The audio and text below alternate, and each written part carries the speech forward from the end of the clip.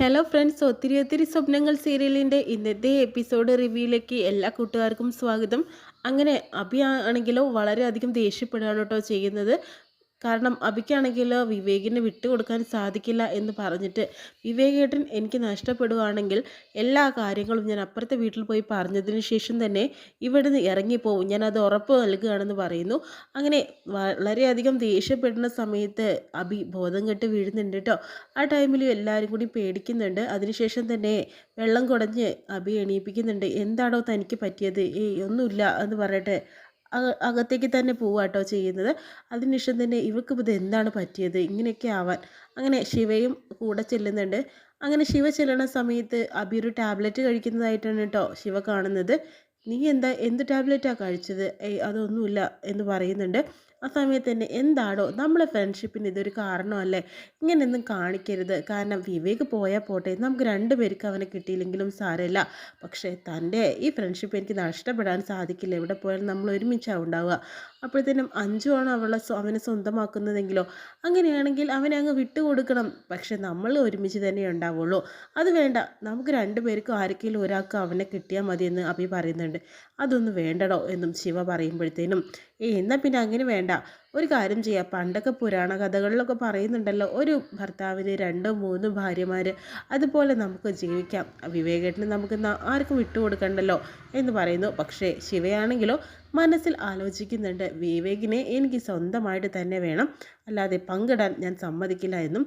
അതിനുശേഷം തന്നെ അതൊക്കെ പിന്നീട് നമുക്ക് ആലോചിക്കാം. താൻ എന്ത് ടാബ്ലറ്റാണ് കഴിച്ചതെന്ന് ചോദിക്കുമ്പോഴത്തേനും അത് പിന്നെ അതൊന്നുമില്ല, എനിക്കിങ്ങനെ ടെൻഷനൊക്കെ വരുമ്പോൾ ഡോക്ടർ എനിക്ക് കഴിക്കാനായിട്ടൊരു ടാബ്ലറ്റ് തന്നിട്ടുണ്ടായിരുന്നു, അതാണെന്ന് പറഞ്ഞിട്ട് നമ്മുടെ അഭി അങ്ങോട്ട് പോകുന്നു കേട്ടോ. പക്ഷേ ആ ടാബ്ലറ്റ് എന്താണെന്ന് അറിയാൻ വേണ്ടിയിട്ട് ശിവ ഇതിൻ്റെ ഫോട്ടോ എടുത്ത് വയ്ക്കുന്നുണ്ട്. പിന്നീട് കാണിക്കുന്നത് വസുന്ധരയുടെയും ധനപാലിൻ്റെയും വീട്ടിൽ തന്നെയാണ്. വിവേകാണെങ്കിൽ ഒരുപാട് ക്വസ്റ്റ്യനുകൾ ചോദിക്കാട്ടോ ചെയ്യുന്നത്, മാറി മാറി. ഇതിലൊക്കെ ഒരുപാട് ടെൻഷൻ ആവുന്നുണ്ട് കേട്ടോ അദ്ദേഹത്തിന്. അയാളാണെങ്കിൽ ഒരു വ്യാജ പേരിലാണ് അവിടെ വന്നിറങ്ങിയിരിക്കുന്നത്. പക്ഷേ ഈ ലക്ഷ്മിയെക്കുറിച്ചും കാര്യങ്ങളെല്ലാം തന്നെ അന്വേഷിക്കുമ്പോൾ ഇയാൾക്കൊന്നും തന്നെ പറയാനും കിട്ടുന്നില്ല. പക്ഷേ അവരുടെ മുന്നിൽ എങ്ങനെയൊക്കെയോ താടി തപ്പുന്നുണ്ട്. വിവേകാണെങ്കിൽ വിടാതെ ക്വസ്റ്റ്യനുകൾ ചോദിച്ചുകൊണ്ടേയിരിക്കുന്നു. ഇതിലൊക്കെ വെള്ളം കുടിച്ച പോലെയായി. ലക്ഷ്മി ആ ഒരു അമ്മയെക്കുറിച്ച് കാര്യങ്ങൾ പറയാനായിട്ട് പറയുന്നു. വിക്രമിൻ്റെ വീട്ടിലായിട്ട് ഒതുങ്ങിക്കൂടി ആ കേസ് അല്ലെങ്കിൽ ആ ഒരു കാര്യം എങ്ങനെ നിങ്ങൾ അറിഞ്ഞു എന്ന രീതിയിൽ ചോദിക്കുന്നുണ്ട്. പക്ഷേ അയാളാണെങ്കിലും ഇവനാണെങ്കിലും എന്നെ പെടുത്താനായിട്ട് നോക്കുകയാണ്. ഇനിയിപ്പോൾ ഞാൻ എങ്ങനെ ഇതൊന്ന് ഊര എന്ന രീതിയിലായി. അതിനുശേഷം തന്നെ ധനപാലനും അതുപോലെ തന്നെ വസുന്ധരയോട് പറയുന്നുണ്ട്, ഞാൻ എൻ്റെ ന്യൂസുകളെല്ലാം തന്നെ രഹസ്യമായിട്ടാണ് വെക്കുന്നത്, ഇങ്ങനെ പരസ്യമായി പറയാൻ സാധിക്കില്ല. അത് ഞാൻ മീഡിയയുടെ മുന്നിൽ മാത്രമേ സംസാരിക്കുകയുള്ളൂ. പിന്നെ ഈ രഹസ്യങ്ങളെല്ലാം തന്നെ എവിടെ നിന്ന് കിട്ടിയെന്ന് ചോദിക്കുന്നതിൽ ഒരു കാര്യമുണ്ടോ എന്ന് ചോദിക്കുമ്പോൾ ധനപാലൻ പറയുന്നുണ്ട്, അത് സത്യമാണ്, അതൊന്നും നമുക്ക് അറിയേണ്ട കാര്യമില്ലല്ലോ, അതൊക്കെ അവരുടെ പേഴ്സണൽ കാര്യമല്ലേ. പക്ഷേ വസുന്ധര വീണ്ടും ചോദിക്കുന്നുണ്ട്, ലക്ഷ്മിയെക്കുറിച്ച് തങ്ങൾക്കറിയാവുന്ന കാര്യങ്ങളും എനിക്കറിയാവുന്നതും കൂടി കൂട്ടിച്ചേർത്ത് നല്ലൊരു വാർത്തയാക്കി നമുക്ക് നാളെ അവിടെ മീഡിയയുടെ മുന്നിൽ അവതരിപ്പിക്കാം എന്നും പറയുന്നുണ്ട്. അതൊക്കെ ഞാൻ പതിയെ തന്നെ വർഷയായിട്ട് സംസാരിച്ചോളാം എന്ന് പറയുന്നുണ്ട്. ഇങ്ങനെ വിവേകാണെങ്കിലോ എന്നോട് ഇങ്ങനെ കൂടുതൽ ക്വസ്റ്റ്യനുകൾ ചോദിക്കുമ്പോൾ എനിക്കത് ഇഷ്ടപ്പെടുന്നില്ല. കാരണം ഞാൻ ഇങ്ങനെയൊന്നും മറുപടി പറയാൻ ആഗ്രഹിക്കുന്നില്ല എന്ന് പറഞ്ഞിട്ട്, താങ്കൾക്ക് ഇവിടെ ഞാൻ നിൽക്കാൻ ഇഷ്ടമില്ലെങ്കിൽ ഞാൻ പോയേക്കാം എന്ന് പറഞ്ഞിട്ട് അദ്ദേഹം പോകുന്നു കേട്ടോ. ആ സമയത്ത് തന്നെ വിവേക് വസുന്ധരയോട് പറയുന്നുണ്ട്, മമ്മി ഇയാളൊരു ഫ്രോഡാണെന്ന് തോന്നുന്നു, ഇയാൾ പറയുന്ന കാര്യങ്ങൾ പരസ്പര ബന്ധമില്ലാത്ത കാര്യങ്ങളാണ്, അതുകൊണ്ട് തന്നെ ഇയാൾ ഒരു ചതിക്കപ്പെടാൻ പോവുകയാണ് നമ്മളെന്നാ തോന്നുന്നതെന്ന് പറയുന്നുണ്ട്. താനൊന്നും മിണ്ടാതിരിക്കണോ, ഒരു പ്രശ്നവുമില്ല, നീ ഇങ്ങനത്തെ കാര്യങ്ങളൊന്നും ഇടപെടണ്ട, ഞങ്ങൾ ശ്രദ്ധിച്ചോളാം എന്ന് പറഞ്ഞിട്ട് വസുന്ധര പോകുന്നു. പക്ഷേ വിവേകിനാണെങ്കിൽ അയാൾ നല്ല സംശയമുണ്ട്. അയാൾ ഒരിക്കലും ആ ഒരു പേരും പറഞ്ഞിങ്ങോട്ട് വന്നിരിക്കുകയാണ്. പക്ഷേ വർഷയ്ക്ക് ന്യൂസ് എല്ലാം ചോർത്തി കൊടുക്കുന്നത് രാഹുൽ തന്നെ ആയിരിക്കും എന്ന രീതിയിൽ തന്നെയാട്ടോ വിവേകം ഉറപ്പിച്ച് നിൽക്കുന്നത്. പിന്നെയും ധനപാലനും അയാളും കൂടി സംസാരിക്കുന്നുണ്ട്. എൻ്റെ മോനായതുകൊണ്ട് പറയില്ല, കുറച്ച് എടുത്തുചാട്ടമുണ്ട്, ഇപ്പോഴത്തെ ന്യൂ ജനറേഷനല്ലേ, അവർ കുറേ ക്വസ്റ്റ്യനൊക്കെ ചോദിക്കും, ഞാനും ജനറേഷൻ തന്നെയാണോ എന്ന രീതിയിലൊക്കെ അയാളും പറയുന്നുണ്ട്. പക്ഷേ തൻ്റെ മകൻ്റെ ഈ ഒരു സംസാരം കേട്ടിട്ട് എനിക്കിവിടെ നിൽക്കാൻ തീരെ താല്പര്യമില്ല, ഇഷ്ടമല്ലെങ്കിൽ ഞാനങ്ങ് പൊയ്ക്കോളാം, നിങ്ങൾ പറഞ്ഞാൽ മതി. അയ്യോ അത് വേണ്ട സർ, പിന്നെ അവനോട് എപ്പോഴും എന്നെ അങ്കിളേന്ന് വിളിക്കുന്നത് എനിക്ക് തീരെ താല്പര്യമില്ല, പിന്നെ അങ്കിളിനെ പിന്നെ അച്ഛന്ന് വിളിക്കാൻ പറ്റൂ, ആ ഒരു പ്രായത്തിലുള്ള ആളല്ലേ താങ്കൾ എന്ന് പറയുന്നുണ്ട്. എന്നെ ആർ കെ സാർ എന്ന രീതിയിലൊക്കെ പറയുന്നുണ്ട്. അങ്ങനെ വിളിച്ചാൽ മാത്രം മതിയെന്നും പറയുന്നുണ്ട്. എന്നാൽ പിന്നെ അങ്ങനെ. പക്ഷെ എന്താണെന്നറിയോ, അവരോട് നമ്മൾ അങ്ങനെ വിളിക്കേണ്ടെന്ന് പറഞ്ഞാൽ അവൻ അങ്ങനെ ഒരു 100 പ്രാവശ്യം വിളിച്ചുകൊണ്ടേയിരിക്കും. അതാണ് അവൻ്റെ ഒരു പ്രശ്നം എന്ന് പറയുന്നുണ്ട്. എന്നാൽ ഞാൻ ഇവിടുന്ന് പോയേക്കാം എന്ന രീതിയിലായി. അയ്യോ അത് വേണ്ട, ഞാൻ പറഞ്ഞ് മനസ്സിലാക്കാം. പിന്നെ വസുന്ധരയാണെങ്കിലോ ലക്ഷ്മിയെക്കുറിച്ച് കുറച്ച് കാര്യങ്ങളൊക്കെ അറിയാൻ വേണ്ടിയിട്ട് എന്തൊരു പ്ലാനിങ് ഒക്കെ തയ്യാറാക്കിയിട്ടുണ്ട്. ഇതിപ്പോൾ എനിക്ക് പ്രശ്നമാവുമല്ലോ എന്നുള്ളതാണ് അയാളുടെ ചിന്ത. അയാൾ പറയുന്നുണ്ട്, എന്താടോ എങ്ങനെ സംസാരിക്കുന്നതെന്ന് ചോദിക്കുമ്പോൾ അത് പിന്നെ ന്യൂസ് എല്ലാം തന്നെ മീഡിയയ്ക്ക് മുന്നിലേ ഞാൻ സംസാരിക്കുകയുള്ളൂ. ലൈക്ക് വസുന്ധര മേഡമായിട്ട് സംസാരിക്കാൻ എനിക്ക് താല്പര്യമില്ല.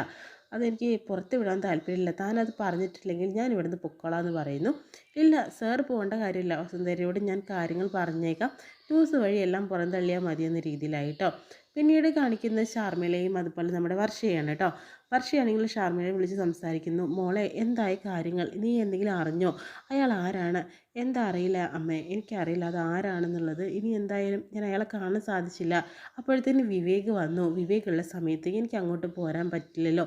പിന്നെ അത് അയാളൊരു കാരണമായി എടുത്തിരിക്കുക എന്നാണ് തോന്നുന്നത്. അങ്ങനെയാകുമ്പോൾ അയാൾക്ക് അവിടെ നിൽക്കുകയും ചെയ്യുക, എന്തെങ്കിലും കാരണങ്ങൾ കണ്ടുപിടിക്കാനും പറ്റും. പക്ഷേ അയാളെ കണ്ടെത്തിയേ പറ്റുള്ളൂ മോള് ശ്രദ്ധിക്കണമെന്നും പറയുന്നുണ്ട് കേട്ടോ. തീർച്ചയായും അമ്മ വിഷമിക്കേണ്ട കാര്യമൊന്നുമില്ല, എല്ലാ കാര്യവും ഞാൻ നോക്കിക്കോളാം എന്ന് പറയുന്നു. ആ സമയത്ത് വിവേക് വരുന്നുണ്ട് കേട്ടോ. ആൻറ്റി എനിക്ക് കുറേ സംസാരിക്കണം, എൻ്റെ മരുമകൻ വന്നിട്ടുണ്ട്, ഞാൻ എന്തായാലും പിന്നെ വിളിച്ചാൽ മതിയോ എന്ന് ചോദിക്കുന്നു. വർഷ പറയുന്നുണ്ട്, രാഹുലേട്ടനാണല്ലേ, എന്നാൽ ശരി എന്ന് പറഞ്ഞ് ഫോൺ കട്ട് ചെയ്യുന്നു. ആ സമയത്ത് അഞ്ചു അങ്ങോട്ട് വരുന്നുണ്ട് കേട്ടോ. എന്താടോ ഇങ്ങനെ വിഷമിച്ചുകൊണ്ടിരിക്കുന്നത്, താൻ വിഷമിക്കേണ്ട, നാളെ എന്തായാലും നമുക്ക് അദ്ദേഹത്തെ കാണാം. വിവേക് 8 മണിക്കാണ് എണീക്കാമെന്ന് ആൻറ്റിയും അത് മല്ലികാക്കിയും പറഞ്ഞിട്ടുണ്ട്. അതിൻ്റെ മുന്നേ പോയി അയാളെ കണ്ടിട്ട് വരാം എന്ന് പറയുന്നുണ്ട്. ഇതൊക്കെ നടക്കും, തീർച്ചയായും നടക്കും, താൻ വിഷമിക്കേണ്ട കേട്ടോ എന്ന് പറയുന്നു. അതിനുശേഷം തന്നെ രാഹുലോ ശർമിളയോട് പറയുന്നുണ്ട്, ആൻറ്റി എനിക്ക് സംസാരിക്കണമെന്ന് പറഞ്ഞിട്ടുള്ള കാര്യം എന്താണെന്ന് വെച്ചിട്ടുണ്ടെങ്കിൽ, ഞാൻ വിവേകിനെ കാണാൻ പോയി. അയാൾ എന്തൊക്കെയോ ഇവിടെ വന്ന് പ്രശ്നം ഉണ്ടാക്കിയല്ലോ. പക്ഷേ അയാളുടെ വിചാരം എന്താണെന്ന് വെച്ചാൽ വർഷ എൻ്റെ കാമുകിയാണെന്നുള്ളതാണ്. അയാൾ അതൊക്കെയാണ് സംസാരിക്കുന്നത്. അത് തെറ്റാണ്. അതെന്തായാലും അച്ഛനോട് ചെന്ന് തുറന്ന് പറയണം, അല്ലെങ്കിൽ ആകെ പ്രശ്നമാവും എന്ന് പറയുന്നുണ്ട് കേട്ടോ. എൻ്റെ മോനെ, വിവേകമായിട്ട് നീ വഴക്ക് കൂടാൻ നിൽക്കരുത്. കാരണം അവൻ നിന്നെപ്പോലെ നന്മയുള്ള ഒരു പയ്യനാണ്. നന്മയും കൂടി വഴക്കുണ്ടാക്കാൻ പാടില്ല. പക്ഷേ അവനല്ലേ എൻ്റെ ശത്രുവായിട്ട് ഇവിടെ വന്നിട്ട് എൻ്റെ അച്ഛനെ വെല്ലുവിളിച്ചത്. അത് ന്യായമായ കാര്യമല്ലേ? പക്ഷേ എൻ്റെ അച്ഛനെ ആരെയും പറഞ്ഞാൽ എനിക്കത് വിഷമമല്ല ആൻറ്റി. അതൊന്നും പറഞ്ഞിട്ട് കാര്യമില്ല. നല്ലതിന് വേണ്ടി നമ്മൾ സഹിച്ചേ പറ്റുള്ളൂ മോളെ എന്ന് പറയുന്നു. പക്ഷേ വർഷയാണ് നിൻ്റെ കാമുകി എന്ന് പറഞ്ഞു വെച്ചിരിക്കുകയാണ് അവർ. അങ്ങനെയാണ് ഈ ഹരിതയും നിൻ്റെ അച്ഛനും കൂടി അവളെ ആക്രമിക്കാൻ സാധ്യതയുണ്ടെന്നും പറയുന്നുണ്ട്. അത് പെട്ടെന്ന് തന്നെ തിരുത്തണം. വർഷ എൻ്റെ പെങ്ങളെ പോലെയല്ലേ, അവൾക്ക് ആപത്തുകൾ വരാൻ പാടില്ല. അത് വേണ്ട മോനെ അങ്ങനെ ചെയ്യരുത് എന്ന് പറയുന്നുണ്ട്. അത് ചെയ്യണം ആൻറ്റി. കാരണം എന്ന് വെച്ചിട്ടുണ്ടെങ്കിൽ ആ വീട്ടിലാണെങ്കിൽ വർഷയും ഞാനും കൂടി നിൽക്കുന്നത് വസുന്ധര ആൻറ്റിയും കണ്ടിട്ടുണ്ട്. അവരെ വിചാരം ഞാനാണ് വർഷയുടെ കാമുകൻ എന്നാണ്. പക്ഷെ അവർക്ക് ഒരിക്കലും അറിയില്ല ഞാൻ അമ്പനാട് വിക്രമിൻ്റെ മകനാണെന്നുള്ളത്. അങ്ങനെയാണെങ്കിൽ അവർ ആ 4 പെൺകുട്ടികളെയും അടിച്ചിറക്കും. പിന്നെ ശിവയ്ക്കും എന്നോട് വലിയധികം ദേഷ്യമായിരിക്കും. എന്തിനാ അതിനൊക്കെ നിൽക്കുന്നത്, ഇത് തിരുത്തണമെന്ന് പറയുന്നു. അങ്ങനെ ഹരിതയും അതുപോലെ തന്നെ വിക്രമനും കൂടി സംസാരിക്കുമ്പോഴത്തേനും അങ്ങോട്ട് രാഹുൽ ചെല്ലുന്നുണ്ട് കേട്ടോ. അച്ഛൻ എനിക്ക് കുറച്ച് സംസാരിക്കണമെന്ന് പറയുന്നുണ്ട്. നിനക്ക് എന്താ സംസാരിക്കാനുള്ളത്? വർഷയെക്കുറിച്ചാണ്. എൻ്റെ കാമുകി ഒരിക്കലും വർഷയല്ല എന്ന് പറയുന്നുണ്ട്. ഓ, നീ പുതിയ അടവായിട്ട് വന്നിരിക്കുകയാണോ എന്ന രീതിയിൽ ഹരിതയും ചോദിക്കുന്നുണ്ട്. എൻ്റെ വർഷ എൻ്റെ കാമുകിയല്ലേ, എനിക്കതുള്ള സഹോദരിയെ പോലെയാണ്. ഒരുപക്ഷെ എനിക്കറിയാവുന്നൊരു പെൺകുട്ടി, എൻ്റെ ഫ്രണ്ട് വഴി എനിക്കറിയാവുന്നൊരു കുട്ടിയാണ്. അവളെ ഒന്ന് ഹെൽപ്പ് ചെയ്യാനാണ് ഞാൻ നടന്നത്. അപ്പോൾ നീ അല്ലേ പറഞ്ഞത് നിൻ്റെ അനിയത്തിയെ പോലെയാണെന്ന്, ഇതിപ്പോൾ ഫ്രണ്ടും ആയോ? ഫ്രണ്ടായിരുന്നു അവൾ, പിന്നെ എനിക്ക് എൻ്റെ അനിയത്തിയെ പോലെയാണിപ്പോൾ എന്നൊക്കെ പറയുന്നുണ്ട്. എന്തൊക്കെയാണ് നീ പറയുന്നത്? ആ കുട്ടിയെ ഉപദ്രവിക്കാനായിട്ട് പാടില്ല. അപ്പോൾ നിൻ്റെ കാമുകി ആരാണെന്ന് ചോദിക്കുന്നുണ്ട്. എനിക്ക് അങ്ങനെ ഒരു കാമുകി ഇല്ല എന്നും പറയുന്നുണ്ട്. എന്തായാലും കാമുകിയൊന്നും ഇല്ലെങ്കിൽ ഇവളുമായിട്ടുള്ള കല്യാണത്തിന് തീരുമാനിച്ചോ എന്ന് പറയുന്നുണ്ട്. എനിക്ക് ഹരിതയെ ഇഷ്ടമല്ല, എനിക്ക് അവളെ വിവാഹം കഴിക്കണ്ട എന്ന് പറയുന്നുണ്ട്. അതൊന്നും നടന്നാൽ പറ്റില്ല എന്ന രീതിയിൽ പറയുന്നുണ്ട് കേട്ടോ. വിക്രമൻ പറയുന്നുണ്ട്, നിന്നെ ഇവളെയും കൂട്ടിച്ചേർക്കാൻ എനിക്ക് സാധിക്കുമെന്നും പറയുന്നുണ്ട്. അങ്ങനെയാണെങ്കിൽ ഞാൻ ഇവിടെ വിട്ട് പോകുമെന്ന് രാഹുൽ പറയുമ്പോഴത്തേനും, എങ്ങോട്ട് പോകാനാണ്, ഈ മിനിസ്റ്ററുടെ വീട്ടിൽ നിന്ന് എങ്ങോട്ട് പോകാനാണെന്ന് പറയുന്നു. അച്ഛാ, 22 വർഷങ്ങൾക്ക് മുന്നേ ലക്ഷ്മി എന്നൊരു പെൺകുട്ടി നിങ്ങളെ വിട്ട് പോയി. അവരെവിടെയോ താമസിക്കുന്നുണ്ടായിരുന്നു. ഇതുവരെ അച്ഛന് അവരെ കണ്ടെത്താനോ സാധിച്ചിട്ടില്ല. അവരുടെ വയറ്റിൽ കിടക്കുന്ന എൻ്റെ കൂടപ്പിറപ്പും ഇന്ന് ജീവനോടുണ്ടെങ്കിൽ അവളും എവിടെയോ താമസിക്കുന്നുണ്ട്. അവളെയും കണ്ടെത്താൻ അച്ഛന് സാധിച്ചിട്ടില്ല. അതുപോലെ തന്നെ എൻ്റെ കാര്യങ്ങളും പിന്നെയാണോ എന്നെ നിങ്ങൾക്ക് കണ്ടെത്താൻ സാധിക്കുന്നത്? കുറച്ചുകൂടി നല്ല കാര്യങ്ങൾ പറയുന്നതായിരിക്കും അച്ഛന് നല്ലത്. അച്ഛൻ മര്യാദയ്ക്ക് നിന്നിട്ടില്ലെങ്കിൽ എൻ്റെ പാട് നോക്കി ഞാൻ പോകും. എനിക്ക് വിവാഹം കഴിക്കേണ്ടതെന്ന് പറഞ്ഞ് വാശി പിടിച്ച് പോകുന്നു കേട്ടോ നമ്മുടെ രാഹുൽ. അതിനുശേഷം ഷാർമിള പറയുന്നുണ്ട്, ഇപ്പോഴത്തെ തലമുറയല്ലേ ഏട്ടാ, അവർക്ക് നമ്മൾ വിചാരിച്ച പോലെയൊന്നുമല്ല. അവരാഗ്രഹിക്കുന്ന എന്താ വെച്ചാൽ നടത്തി കൊടുത്തേ പറ്റുള്ളൂ എന്ന രീതിയിലും പറയുന്നുണ്ട്. ഇത്രയും കാണിച്ചുകൊണ്ടാണ് കേട്ടോ ഇന്നത്തെ എപ്പിസോഡ് വിശേഷം കഴിയുന്നത്.